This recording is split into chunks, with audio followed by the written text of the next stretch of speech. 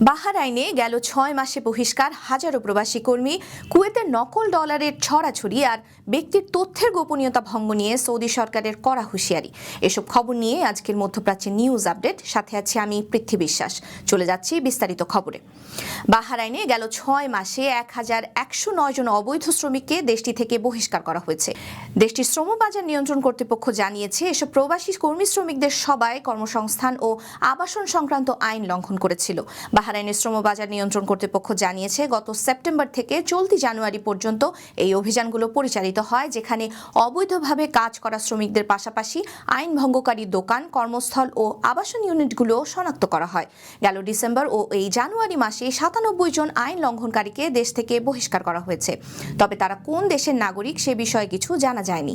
জানুয়ারির প্রথম সপ্তাহে মোট ৩৪২টি অভিযান পরিচালিত হয়, যাতে ১৮ জনকে আটক করা হয় এবং ১২৭ জনকে দেশ থেকে বহিষ্কার করা হয়।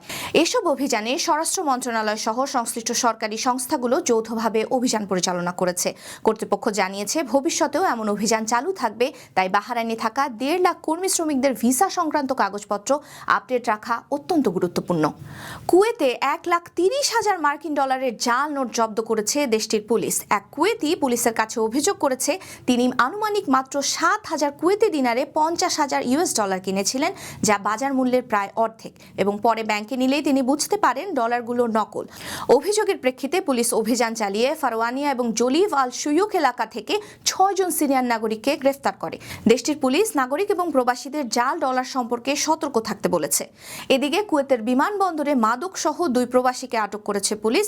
তাদের একজন ভারতীয় এবং অপরজন বেনিনের এক নারী। তাদের কাছ থেকে ১.৫ কেজি গাঁজা উদ্ধার করা হয়। সাম্প্রতিক মাসগুলোতে কুয়েত সরকার মাদকের বিরুদ্ধে কঠোর অবস্থান গ্রহণ করেছে, তাই এ নিয়ে কুয়েত প্রবাসীদের সতর্ক থাকা দরকার। অনুমতি ছাড়া কারো ব্যক্তিগত তথ্য প্রকাশ করাকে গুরুতর অপরাধ হিসেবে আখ্যা দিয়েছে সৌদি সরকার। দেশটির পাবলিক প্রসিকিউশন নাগরিক এবং বাসিন্দাদের সতর্ক করে দিয়ে বলেছে, কারো ব্যক্তিগত তথ্য অনুমতি ছাড়া প্রকাশ বা সরবরাহ করা হলে এর বিরুদ্ধে কঠোর ব্যবস্থা নেওয়া হবে। সৌদিতে কোনো ব্যক্তির গোপনীয়তা এবং মৌলিক অধিকার লঙ্ঘন করলে এটিকে পার্সোনাল ডাটা প্রোটেকশন ল এর আওতায় শাস্তিযোগ্য অপরাধ হিসেবে গণ্য করা হয়। এই আইনের অধীনে অনুমতি ছাড়া সংবেদনশীল তথ্য প্রকাশের উদ্দেশ্যে যদি কারো ক্ষতি করা হয় বা তাতে কারো কোনো ব্যক্তিগত লাভ হয়, তাহলে সেটিও অপরাধ হিসেবে দেখা হবে, এবং যে কোনো ধরনের তথ্যের অপব্যবহার প্রমাণিত হলে সংশ্লিষ্ট ব্যক্তিদের বিরুদ্ধে কঠোর আইনি ব্যবস্থা নেওয়া হবে। সৌদি আরবে আছেন প্রায় ৩৫ লাখ প্রবাসী বাংলাদেশি। প্রবাসীদের অনেকেই নিজের অজান্তে অন্যের ব্যক্তিগত তথ্য বিভিন্ন সামাজিক মাধ্যমে প্রকাশ করে নিজেদের বিপদের মুখে ফেলতে পারেন। প্রসিকিউশনের এমন বিবৃতি তাদের জন্য একটি বড় সতর্কবার্তা। এই ছিল আজকের মধ্যপ্রাচ্যের নিউজ আপডেট। আল্লাহ হাফেজ।